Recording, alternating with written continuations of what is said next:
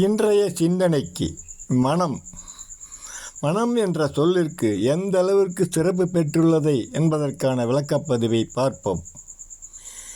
இதற்கான விளக்கம் நிறைய இருப்பினும் அதில் சில முக்கியமானவற்றை பகிர்கிறேன். மனம் என்பது இறைவனுக்கு நிகரான ஆற்றலை உடையது. ஏனென்றால் இந்த மனம் எதை விரும்புகிறதோ அதை அடைவதற்கான உரிமையை தந்துள்ளான் இறைவன்.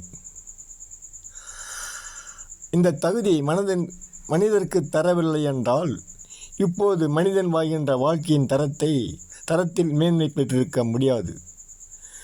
மனிதன் மேன்மையான தரத்தில் வாழ்கிறான் மட்டும் கருதக்கூடாது.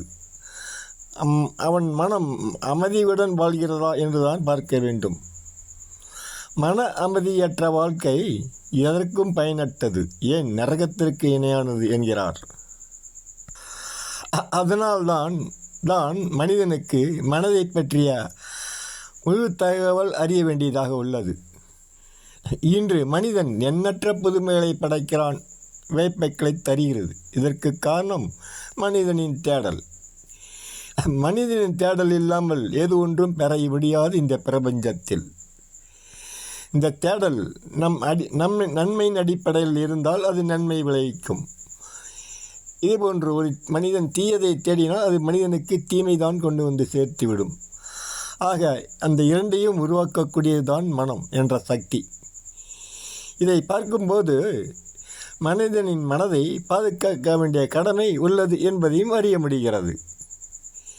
உண்மையில் இது கடமை என்பது உயிரை பாதுகாக்கக்கூடிய தன்மையில் இருக்க வேண்டும் என்பதாகவும் உள்ளது. அதாவது மனிதனின் உயிரை எவ்வாறு பாதுகாக்கிறனோ அதைவிட அதிகமான கவனம் செலுத்த வேண்டும் மனதை பற்றி. அந்த அளவுக்கு முக்கியத்துவம் தர காரணம் மனிதன் வாழும் காலம் வரை சுகமாக வாழ வேண்டும் என்றால் இதுதான் முதலிடத்தில் உள்ளது. மக்களின் வாழ்க்கையின் தரத்தை பார்க்கும்போது இந்த மனதை சரியான முறையில் கையாளவில்லை என்பதுதான் உறுதியாகிறது.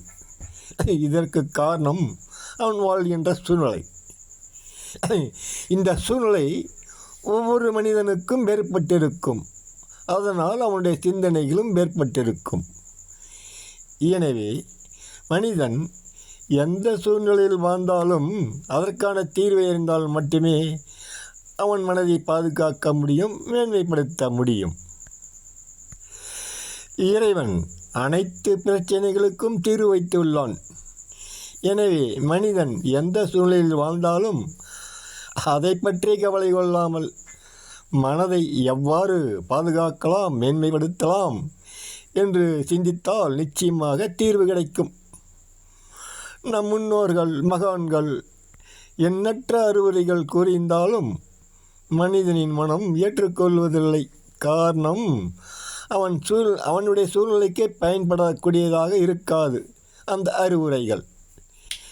எனவே மனிதன் சுயமாக சிந்தித்து நமது தேவை, நமது ஆற்றல் இதன் அடிப்படையில் சிந்தித்து தெளிவற்றால்தான் மனதை மேன்மைப்படுத்த முடியும்.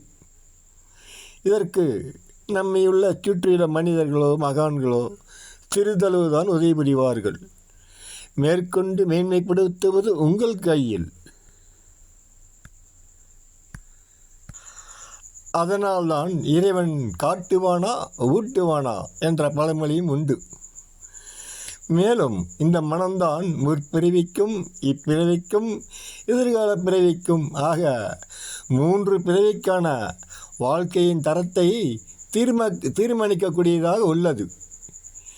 எனவே இவ்வளவு சிறப்பு மிகுந்த இந்த மனதை எவ்வாறு மேன்மைப்படுத்தலாம் என்பது உங்கள் கையில். ஏனென்றால் வாழ்க்கையே உன் கையில் என்கிறார் இறைவன். இதற்கு உன்னுடைய பதவியோ பட்டமோ செல்வமோ செல்வாக்கோ புகழோ பெற்றுத்தராது. இது மட்டுமே வாழ்க்கை என்று தீர்மானித்து செயல்பட்டால் மனதை பாதுகாக்கவோ மேன்மைப்படுத்தவோ முடியாது. ஓம் நமோ நாராயணாய.